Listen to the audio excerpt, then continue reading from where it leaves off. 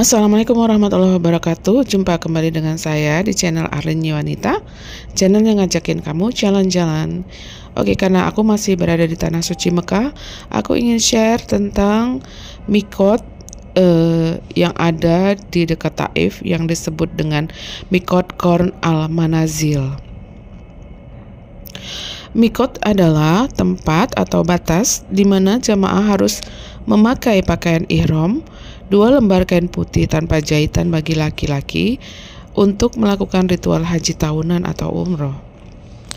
Mikot di Qarn al-Manazil yang saat ini lebih dikenal sebagai As-Sail al-Kabir atau artinya banjir besar, terletak 94 km di sebelah timur Makkah atau sekitar 220 km dari Bandar Udara King Abdul Aziz. Mikot Qarn al-Manazil merupakan salah satu mikot yang ditetapkan oleh Nabi Muhammad SAW dari 4 mikot yang ditetapkan selain di Bir Ali, Juhfah atau Rabih, dan Ya'lamlam. Qarn al-Manazil dianggap oleh para sejarawan sebagai mikot orang-orang Najd. Juga biasanya merupakan mikot bagi jamaah yang bepergian dari negara-negara Teluk dan Asia Timur saat ini. Dari sejarah Nabi, istilah ini mengacu pada gunung kecil yang membentang ke utara dan selatan dengan air mengalir di kedua sisi. Alasan mengapa itu juga dikenal sebagai Al-Sail al-Kabir atau artinya banjir besar. Terdapat sebuah masjid bernama Masjid Al-Sail al-Kabir di dalam mikot Qarn al-Manazil yang dianggap sebagai salah satu yang terbesar di Arab Saudi, dilengkapi dengan layanan modern untuk para jamaah haji atau umroh. Adnan Al-Sharif, profesor sejarah dan peradaban di Universitas Ummul Qura di Mekah, mengatakan tentang mikot. Tempat itu terkait dengan kehidupan Nabi Muhammad SAW ketika Nabi melewatinya selama pengepungan di Taif. Menurut beberapa sejarah, Nabi Muhammad melewati Qarn yang berarti Qarn al-Manazil. Sebagaimana diketahui, sejarah Qarn al-Manazil ini berkaitan dengan kisah Nabi Muhammad di Taif, yaitu kisah pertemuan Nabi dengan malaikat Jibril. Ketika itu dalam tahun ke-10 kenabian atau 619 Masehi, Nabi pulang dari Taif dalam keadaan sedih atas sikap dan perlakuan penduduk Makkah dan Taif terhadap beliau. Imam Bukhari, salah seorang imam hadis terkemuka, meriwayatkan, ketika Nabi sampai di Qarn al-Manazil, Jibril datang dan mengatakan kepada beliau, "Sesungguhnya Allah telah mendengar ucapan dan penolakan kaummu itu atasmu, dan Allah telah mengutus kepadamu malaikat penjaga gunung agar kamu dapat memerintahnya sesuai dengan keinginanmu untuk membalas mereka." Malaikat penjaga gunung itu lalu memanggilku dan mengucapkan salam kepadaku, lalu berkata, "Hai Muhammad, apa yang engkau inginkan? Jika engkau ingin aku menimpakan atas mereka 2 gunung ini, Gunung Qubais dan Gunung Qayyquan, atau keduanya disebut Al-Aksyaban, maka akan aku lakukan." Kemudian Nabi menjawab, "Aku malah mengharap agar Allah menjadikan anak cucu mereka anak atau orang yang menyembahnya, mengesakannya, dan tidak menyekutukannya dengan sesuatu." Al-Sharif mengatakan bahwa Arab Saudi telah merawat mikot Qarn al-Manazil ini dengan sangat baik dan menyediakannya dengan fasilitas bagi para jamaah yang berkunjung yang akan melakukan umroh dan haji. Masjidnya memiliki halaman yang sangat luas dan bersih, terlihat nyaman, kamar mandinya sangat bersih, ada tempat mandinya juga, dan di tempat wudunya juga banyak. Di luar masjid terdapat banyak warung pedagang yang berbaris rapi dalam bentuk pertokoan. Mereka umumnya menjual pakaian dan berbagai perlengkapan umroh dan haji. Sepanjang sejarah, makna yang berbeda ada di balik penamaan Qarn al-Manazil. Menurut jurnalis dan sejarawan Hamad Al-Salimi, dikatakan bahwa Al-Asma'i, seorang filolog dan satu dari 3 ahli bahasa Arab dari sekolah Basra di Irak, menggambarkan Mikot sebagai gunung di Arafah. Sementara itu, para sejarawan percaya bahwa Kon Al-Manazil juga melayani orang yang datang dari arah lain sepanjang sejarah.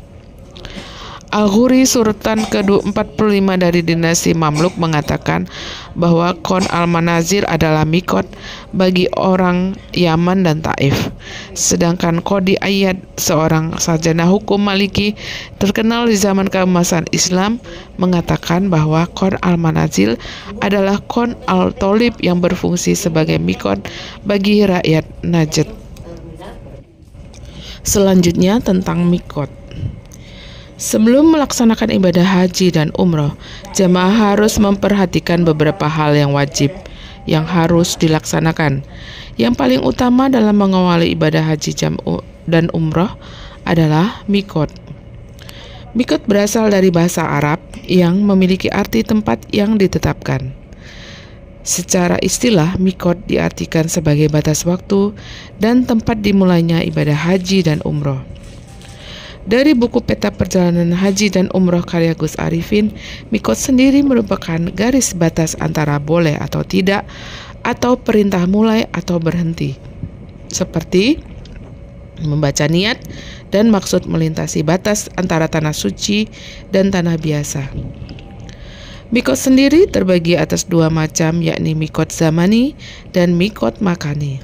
Secara sederhana, mikot zamani adalah batas waktu awal pelaksanaan ibadah haji atau umroh. Sementara mikot makani adalah batas tempat awal dimulainya ibadah tersebut. Japri Jarab dalam bukunya Manajemen Haji, Umroh, dan Wisata Keagamaan mengutip pernyataan Sulaiman bin Ahmad bin Yahya Al-Faifi, menerangkan bahwa mikot terbagi menjadi 2, yakni mikot zamani dan mikot makani. Penjelasannya adalah berikut ini. Mikot zamani adalah waktu pelaksanaan ibadah haji. Haji menjadi tidak sah kecuali apabila dikerjakan dalam rentang waktu tersebut. Adapun mikot zamani dimulai dari malam pertama bulan Syawal menurut konsensus para ulama. Tetapi para ulama berbeda pendapat tentang kapan berakhirnya bulan haji. Perbedaan ini terbagi dalam 3 pendapat, yaitu 1. Syawal, Zulqa'dah, dan 10 hari Dzulhijjah. Ini merupakan pendapat Ibnu Abbas, Ibnu Mas'ud, Ibnu Umar, dan Ibnu Zubair, dan ini yang dipilih mazhab Hambali. 2. Syawal, Zulqa'dah, dan 9 hari Dzulhijjah, dan ini yang dipilih oleh mazhab Syafi'i. 3. Syawal, Zulqa'dah, dan Dzulhijjah, ini yang dipilih mazhab Malikiyah. Kemudian mikot makani, yakni tempat dimulainya ritual ibadah haji dan umroh yang telah ditetapkan oleh syariat. Di tempat ini seorang muslim hanya mengenakan 2 helai pakaian putih sebagai lambang bahwa ia telah meninggalkan segala kenikmatan dunia. Ini untuk jamaah laki-laki. Mengenai mikot makani, Rasulullah telah memberikan pedoman bagi siapapun yang ingin menunaikan ibadah haji dan umroh sesuai dengan yang diuraikan dalam hadis. Dari Ibnu Abbas radhiyallahu anhu berkata, Nabi Muhammad menetapkan mikot bagi penduduk Madinah di Zulhulaifah, bagi penduduk Syam di Al-Juffah, bagi penduduk Najd di Kon Al-Manazil, dan bagi penduduk Yaman di Ya'lamlam. Itulah ketentuan masing-masing bagi setiap penduduk negeri, dan bagi mereka yang bukan penduduk negeri-negeri tersebut bila melewati tempat-tempat tersebut dan berniat untuk haji dan umroh. Sedangkan bagi orang-orang lain yang tinggal lebih dekat ke Mekah daripada tempat-tempat itu, maka dia memulai dari kediamannya, dan bagi penduduk Mekah mereka memulainya dari rumah mereka di Mekah. Hadis riwayat Bukhari. Dari hadis di atas dapat disimpulkan terdapat 5 mikot makani di dunia, yaitu 1. Zulhulaifah, sekarang disebut Abyar Ali atau Bir Ali, adalah mikot bagi penduduk Madinah dan yang datang melalui rute mereka. 2. Al-Jufah, dulu disebut Mahya'ah, adalah mikot bagi penduduk Arab Saudi bagian utara dan negara-negara Afrika Barat dan Utara, serta penduduk negeri Syam, Lebanon, Yordan, Syria, dan Palestina atau yang melewati rute mereka. 3. Korn al-Manazil, sekarang disebut Asyail, adalah mikot penduduk Najd dan negara-negara Teluk, Irak bagi yang melewatinya, Iran, dan juga penduduk Arab Saudi bagian selatan di sekitar pegunungan Sarat. 4. Ya'lamlam, sekarang disebut As-Sa'diyah, adalah mikot bagi penduduk Yaman, Indonesia, Malaysia, dan sekitarnya. 5. Zatu Irkin, sekarang disebut Ad-Doribah, adalah mikot penduduk negeri Irak atau Kufah dan Basrah, dan penduduk negara-negara yang melewatinya. Terima kasih buat yang sudah subscribe. Semoga teman-teman diberi rezeki untuk bisa juga mengunjungi tanah suci untuk haji dan umroh. Saya tutup, wabillahi taufik wal hidayah. Wassalamualaikum warahmatullahi wabarakatuh. Thanks for watching.